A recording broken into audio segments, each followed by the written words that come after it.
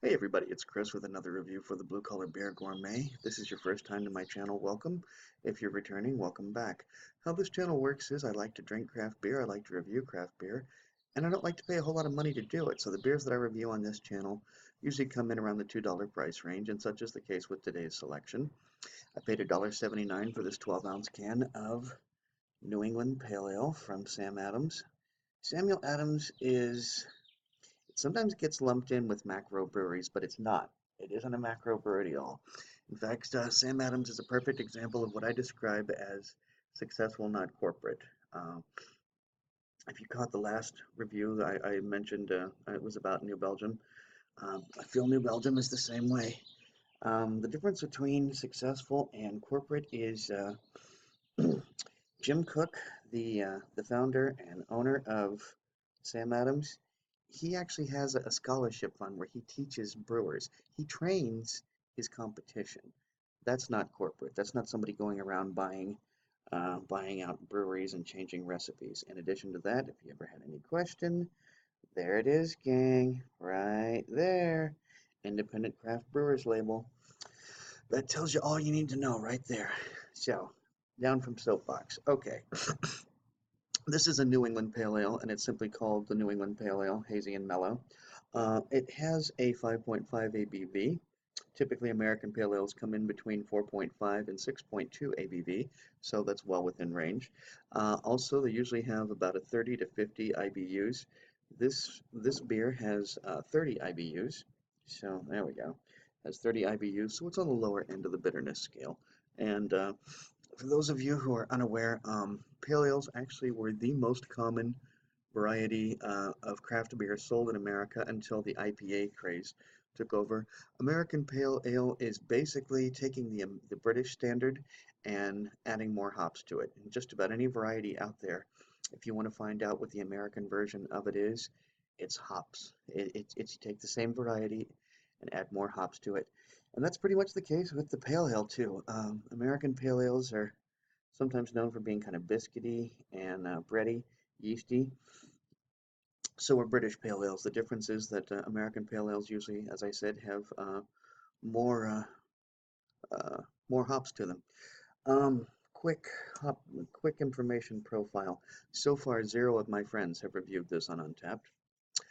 Um, 1,876 of us have reviewed it at and given it a cumulative score of 3.65. Beer Advocate has had 25 reviews, giving it a 3.77, which is very good. I think this is actually a fairly new selection from them because when you go to the website, it does say it's available this year. The hop profile, Hallertau Mandarina Bavaria, okay, Hallertau Blanc, Huel Melon, Mosaic, and Citra. The malts used are Samuel Adams 2-row pale malt blend, white wheat, and oats. There you have it, gang. So that's the breakdown on the composition of malt and oats. Um, I'm going to be using the Sam Adams glass. Now, I didn't do my homework properly. I should have found out the name of this glass, and I apologize for that. I really should have done that. However, I will be making, in the glassware videos, you will find a video dedicated just to this glass, and there's a lot to this glass. I know it just looks kind of interesting, this design, but there's a reason that this is here. There's a reason it moves in like this. There's a reason it comes out like that. There's a reason it springs out like this. And there's a little nub right here, which I'm going to show you. Little nub right there. Yeah, the purpose of that is specifically to check out the bouquet. So if you go to their website, you can find out all the ins and outs of this glass. But I figured since typically a pale ale goes into just a standard tumbler or pint glass, um, I would put this Sam Adams beer in a Sam Adams glass, especially because it does have that nub specifically for checking out the hop or the bouquet. Okay, this is pouring very yellow, and what you are seeing in camera is about the color of this beer. Maybe just a little bit darker on camera, but not much. Lots and lots of carbonation. Got to describe that as a highly carbonated beer. Despite the fact that this is nice and foamy head on top, the bubbles seem to be bursting rather quickly. So I don't think this is a particularly resilient head. Um, Believe it or not, that's actually exactly how it's supposed to be. I've been to the Sam Adams website, and the head is actually supposed to start right here at this little line thing. So this is a perfect pour, and those of you who watch this channel know that I've got to work on my pour. It's not the best. But this is really a very nice color, very hazy. I mean, typically, exactly what you'd expect of a New England anything. Okay, gonna bring this to the nub so I can check out the bouquet.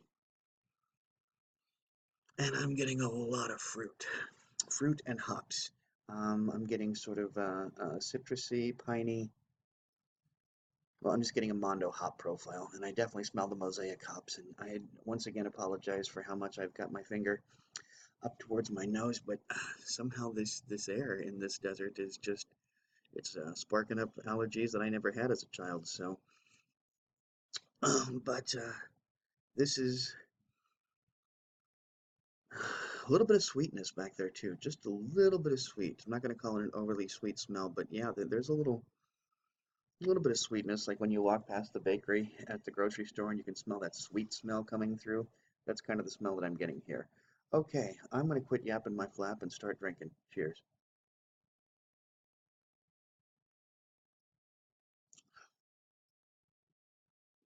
Mmm.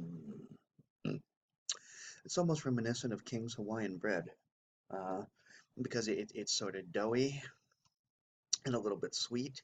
It's crisp. Somehow there's still a dryness to it. I don't know um, how you can manage to get a dry, crisp flavor, but they sure did. It's actually what I'm tasting more. If there's any fruit that I'm tasting in this beer, it's apple. I'm going to describe that as about a medium mouthfeel, neither high nor low, just about medium. Um, Maybe medium low. It's not a particularly striking mouthfeel. But yeah, I'm going to say medium low mouthfeel.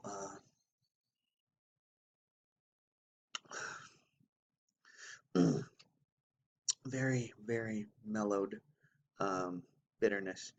I love it when you can when I like bitter beers, but I also like when you can taste the hops without going, oh wow, this is so bitter because of the hops. I really enjoy the taste of hops, especially somebody who's taken the time to engineer a good hop.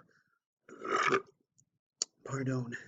To me, that speaks volumes, and I love the taste of hops. If you actually genuinely like the taste of hops, not just bitterness, which is great, don't get me wrong, I'm not knocking bitterness, but if you genuinely enjoy the taste of hops, then I'm going to say this is a beer for you.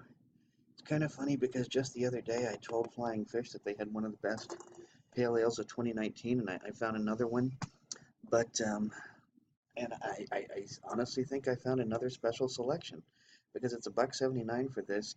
This and Flying Fish's XPA Pale Ale. Man, those are two beers you just want in the back of your fridge for the summer. When friends come over, start tossing out beers. Friends come over, help you move. This is a perfect beer to buy for everybody after they've helped you do something laborious like move or clean out a garage or something. Get everybody some of this, and everybody will like it. And if they don't like it, then you need to change friends. I'm just kidding. Uh, so guys, anyway, if you like this video, please be sure to like, comment, and subscribe. And until next time, drink good beer and don't break the bank doing it. Cheers.